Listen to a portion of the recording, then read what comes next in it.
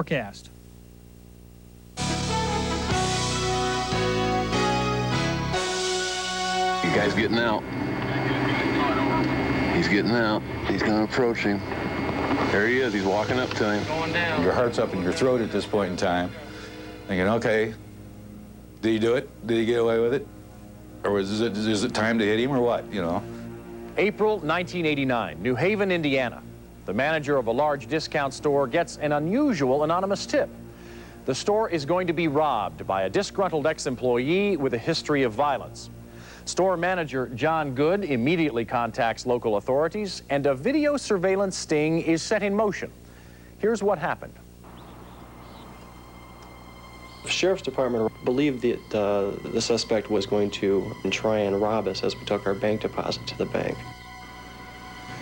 I had just been promoted to the store manager, and I was very nervous. One of the detectives stated that he would act as my assistant manager. We would walk out in the parking lot together carrying the bank deposit. We didn't know whether the guy was going to take us right outside the door, whether he was going to wait till we got out the car. We were in a specially equipped undercover van. Somebody could walk within 10 foot of the van, and we could videotape them. They wouldn't know they were on videotape. We're waiting for him, and time passes and passes, and he doesn't show up. And the more we waited, the more tense it got.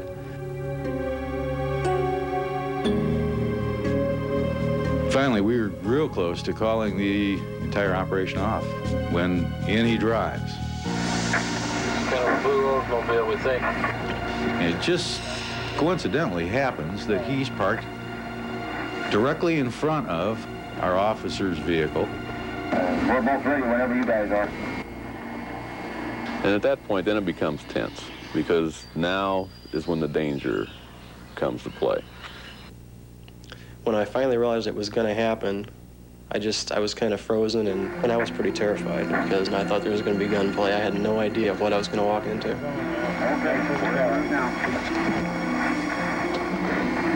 He's got a lot more guts than a lot of people would have. You know, a lot of people wouldn't have done it. They just said, no, here's the bank bag. You go do it yourself. You're on your own.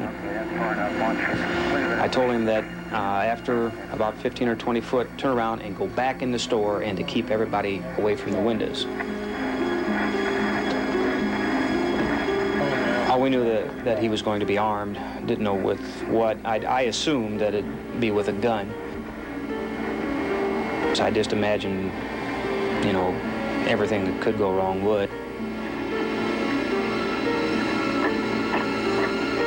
Scott walks around to his vehicle and gets in, and our suspect still sits there.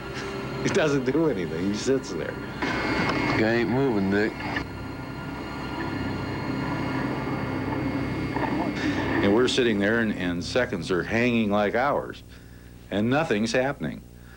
And I waited, and that's when it popped in my mind. Well, maybe he didn't see the bank bag. Ron will go back in here a minute then. So I got back out of my car and kind of showed him the bank bag there, made sure that he that he saw it, and walked partway back up to the store, pretended like I said something to the store manager, waved at him, waved the bag, walked back to my car, and that's when he approached.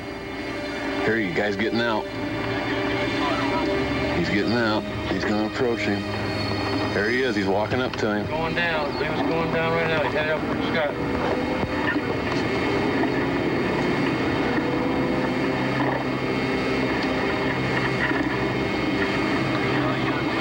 When he opened the door, I saw he had a knife. At the time, I was just thinking, well, I could probably survive it if he shot me because I had the vest on. But a knife, I wasn't so sure. Hey, what are you doing? Hey! It's down. He's got Take him. He's headed for his car. Move in. Take him.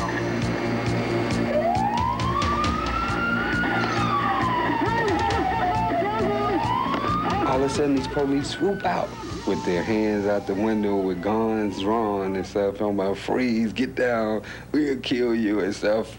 I got my hands up in the air. I'm saying, oh, hell. The look on his face, It's just, it was priceless, I think. Just like, you know, what's going on? You know, how could I do this? I thought that I had gotten away. But as you see, I was proven wrong. Armed robbery on tape, Dick. God damn! At his trial, Lenny Harrison pleaded not guilty to armed robbery, but he was convicted and sentenced to 10 years in prison.